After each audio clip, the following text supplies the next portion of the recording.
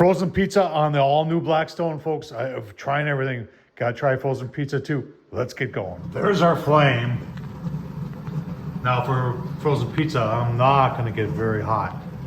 You can see, oh, there's our new temp probe right there. Let's go take a look at that frozen pizza. Now I wanna give a shout out to these guys, Village Pub. It's out of Oshkosh, Wisconsin, folks.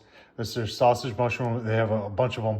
And I tell you what, I know we all live in different parts of the country and we all have our local pizzas or sometimes even our frozen pizzas that we love.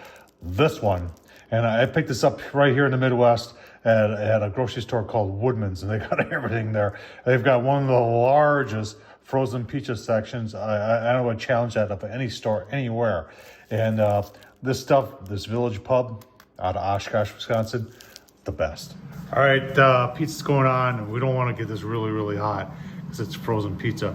I got it on low, and we're just gonna put in the middle there. Give you a look-see as we go along. Our new temp probe is reading 200 on the bottom. That's not up there, it's on the bottom. I sometimes wonder if I shouldn't have a temp probe up here too. Maybe. All right, turn up the fire just to get a little wrap around. Get that top done. And just like that. Let's eat.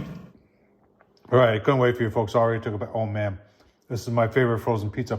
Village Pub, Oshkosh, Wisconsin, folks. Thumbs up on the Blackstone. Yeah, that's right. You can do a frozen pizza on a Blackstone too. Thumbs up, leave a comment. And as always, thanks for watching.